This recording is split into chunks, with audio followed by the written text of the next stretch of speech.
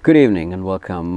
We are here once again to talk about a very important topic, a very historical event that is currently taking place in our country for many, many years. When you talk about the month of August, when you talk about the month of Asala, the Kendi Asala Perahara brings in a big importance and a big significance, not only to Sri Lankans, but also for various people around the world who come in their numbers to witness the Asala Perahara, which is in Kandy. So to talk more on the Asala Perahara, how it all started, how it is all being conducted, we have with us Dr. Dharmaratna Herath, who was a former lecturer of history at the Sri Jayawardenepura University. Good evening, Doctor. Good evening. Coming to, obviously we know that the Asala Perahara is something in connection with the tooth relic that is in Kandy. So if we can start off saying how the tooth relic has now been in Kandy, how it all arrived to Kandy, and how the Perahara really started. Well, let me start by giving a small historical description. The tooth relic has been taken by the rulers from place to place, especially or from capital to capital, from Anuradhapura to Polonnaruwa, Dambadeniya, Yapawa, Gampala, Kotte. And when it was in Kotte, a very interesting thing happened, because all this time a Sinhalese ruler or a Sri Lankan ruler had to be a Buddhist, because the Buddhism and the state, these were two interdependent institutions. One could not survive without the support of the other, and that is why the tooth relic became a symbol of sovereignty when the tooth relic has been shifted from capital to capital. So what happened in Kotte was that King Dharmapala, a very weak ruler, he embraced Christianity. When he did that, those who were in charge of the tooth relic took it out of Kotte and handed over to the king in Sitawaka. The ruler in Sitawaka was Mayadunne. And then it was there, it was hidden in the Delgamuwa temple. From there it had been transferred to Kandy during the reign of Vimala Surya I. That was around 1601. So when that came to Kandy, we know that the king had welcomed the tooth relic, built a new temple also, and enshrined the tooth relic there, and then had done a lot of celebrations and worship. But it doesn't indicate that he had the tooth relic in the procession they had at that time. The Asala Perahara at that time was basically for gods, and then that continued up to the reign of Kirtisri Rajasingha. It was always a festival for gods. And they also say that during that period where you have the Vaskale coming in and the rains coming in, so to worship the gods. Well, basically this Asala, the month of Asala, why it is held in Asala is another important question.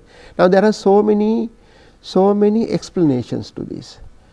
Some say that there was a conflict between Suras and Asuras, in the past, and then the victory of the Suras, happened in the month of Asala.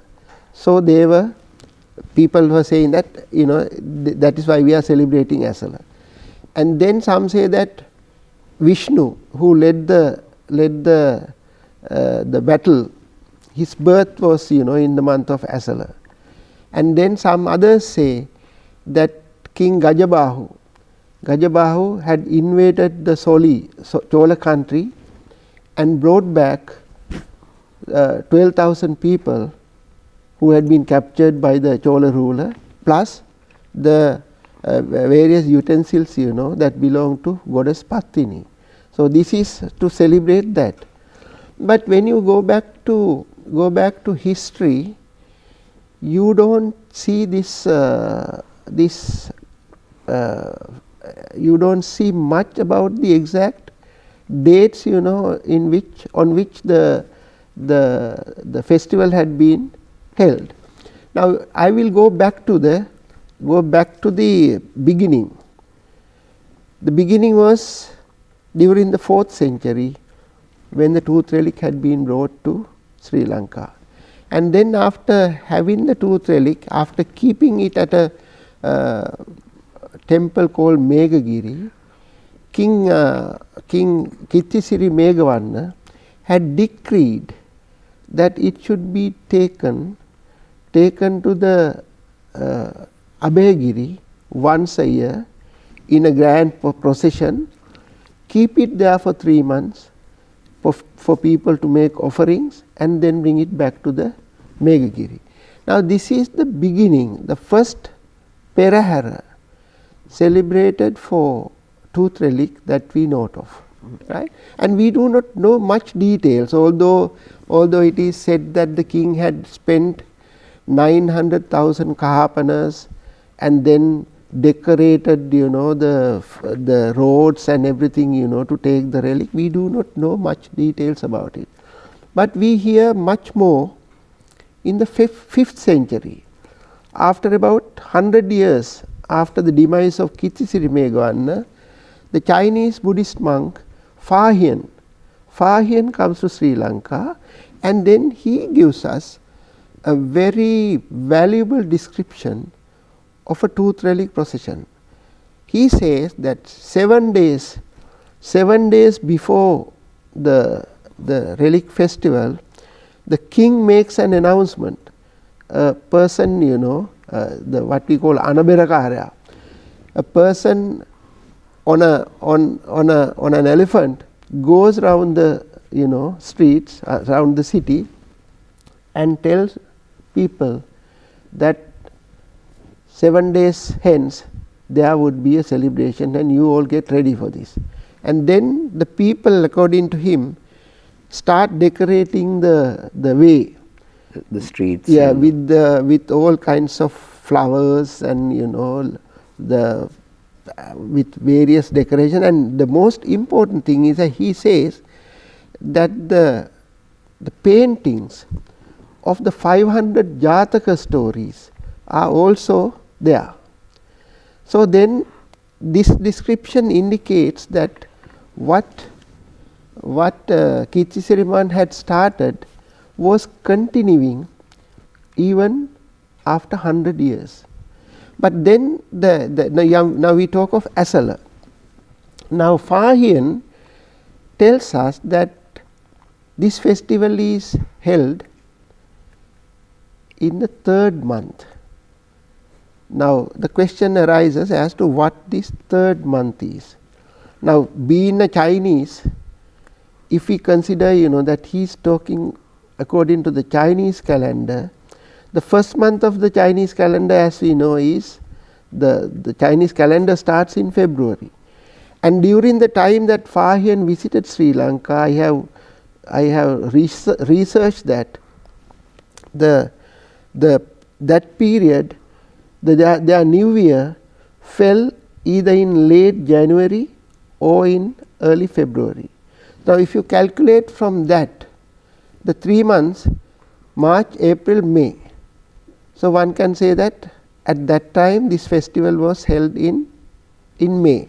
And there are some scholars who give a different meaning or different interpretation. What they say is that Fa Hien was talking of the Buddhist month. So the Buddhist month starts in May, right? Buddhist calendar. Buddhist calendar starts in May, and then he says June, July, August. So that falls into this Asala period, right? But so I personally doubt that Fa Hien would refer to the Buddhist calendar. Being a Chinese, he would refer to the Chinese calendar. Chinese calendar. So whichever way, what we can do is that this is now the Kitsiri Megavanna's celebration was in Vasanta Samaya. Vasanta Samaya is spring. Now either you take May or August, all that is months of spring. Vasanta Samaya. Vasanta Samaya. So we can safely assume that these celebrations were made in the Vasanta Samaya. Now the important thing is that when we talk of the Kandi Perahara, up to Kirtisri Rajasingha, it was always a festival for gods.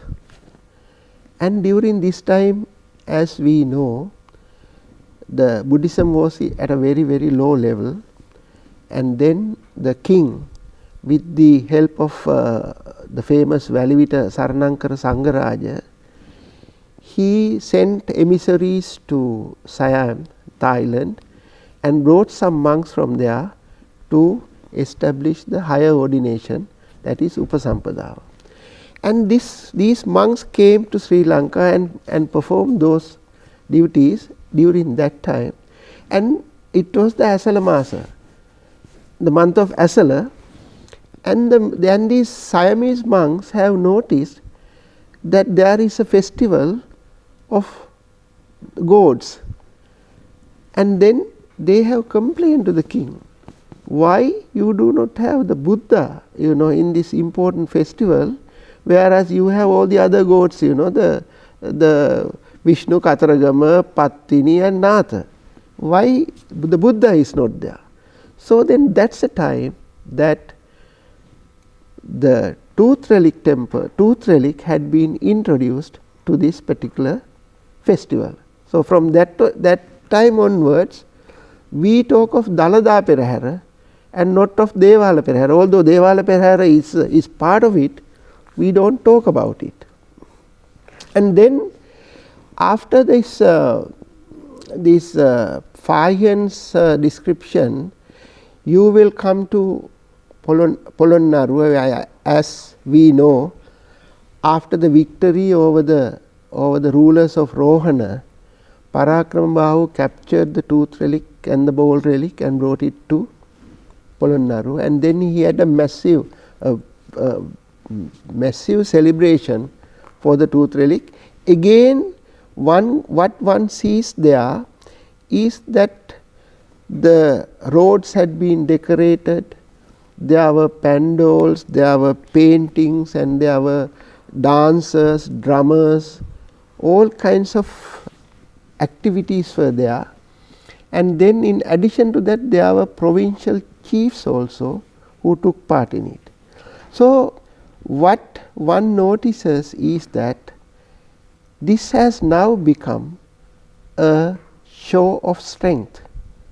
The ruler's victory over his enemies, and he brings, and then he goes, he goes along on the procession also on horseback, and then that indicates that with his retinue and with his soldiers and all that, he is taking part in that, so that he shows his strength. And the same thing could be seen during the period of Parakrambahu II, his father Vijaybahu III. They all have used this relic to show their strength while having the celebrations. Then we come to a very, very important period, that is the Kurunaga period, where this famous Dalada Sirita has been written. And in the Dalada Sirita, it is mentioned the way the tooth relic festival should be held.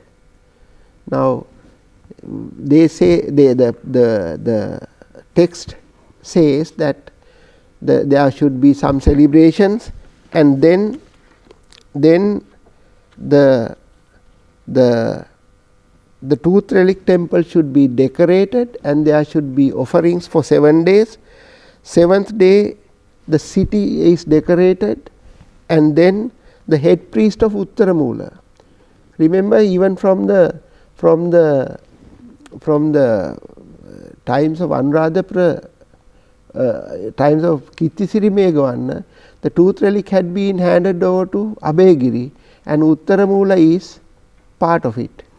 So now we can see from that time onwards the tooth relic was with the Uttaramula priest, and then head priest of Uttaramula, members of Ganamasi and Killing families, they were present, and then the relic has been taken in procession to around the city, and during that time the monks were chanting Pirit, and then they were sprinkling Paritta water or Pirit Vatura or Pirit Pang, and then that is how it had been celebrated.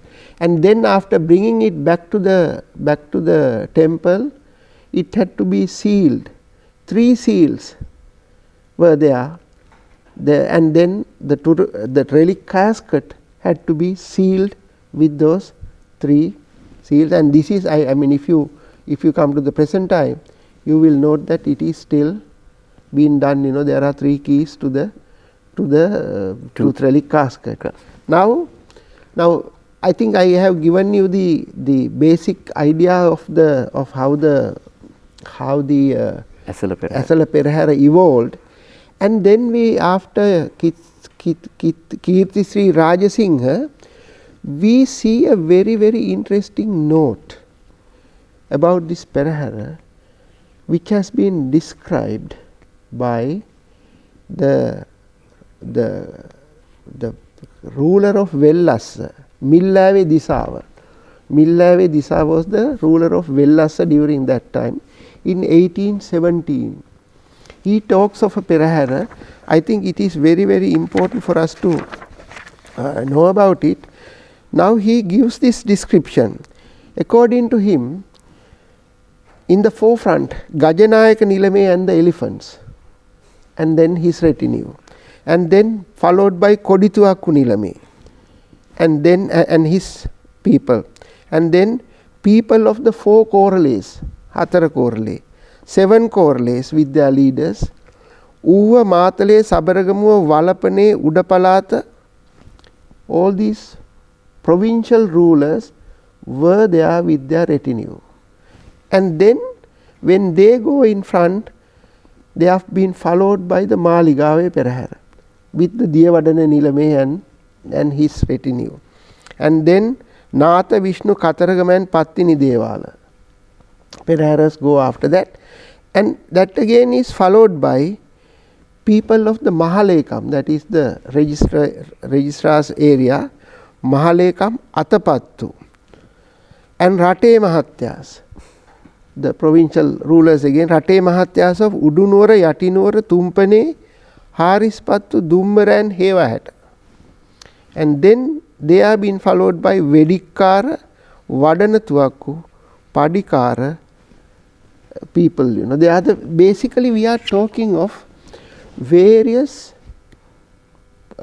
parts of the then government. The tooth relic procession and the 4 Devala processions are in between, while at the forefront, it was the rulers officials, and followed by again the rulers officials.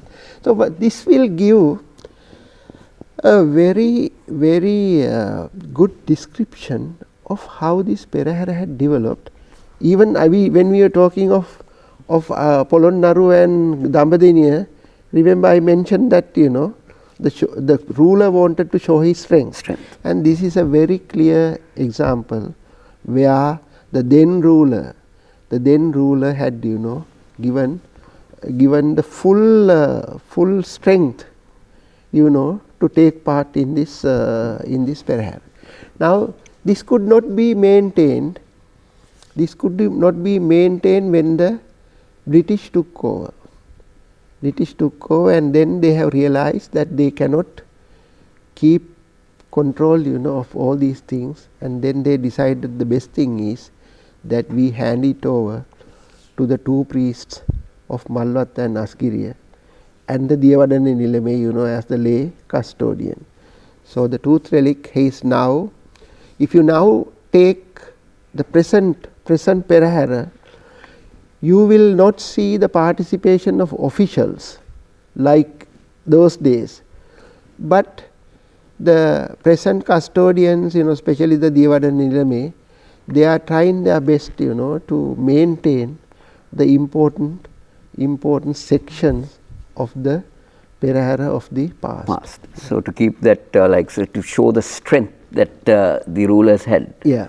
But obviously now with the modern day Perahera, you might not see such a strength of the people coming in, but then obviously various things brought in. And what happened at that time was that the entire civic society of the period had been participating. Now there were people, there were drummers, there were dancers, there were kasakarios, whip crackers, and those who lay the suduredi, the white clothes, for the all these were related to certain castes, but that caste representation is not there now. Even the representation of the state officials is not there. So it has now taken a different form, but yet one would see that the most important component, that is the procession of the tooth relic plus the processions of the 4 Devales are there. Still remaining. So I think this will continue. This will continue, and although there are some constraints, about elephants, for the Perahera and that sort of thing, but I think with the assistance of the state, the custodians of the tooth relic in Kandy would be able to continue this age-old tradition, that we are very proud of. Yes, I think that is a very good description about how the Asala Perahera or the procession of the tooth relic all began, and currently how it is being conducted now, showing the strength of the kings, and obviously now in the custody of the 2 bhikkhus in the Kandy temple. So once again, thank you very much, Dr. Herath, for joining us and giving all these very important descriptions about the very important Asala Perahera that is conducted in Sri Lanka, which has not only brought value, it has also brought international value to our country. Thank you very much.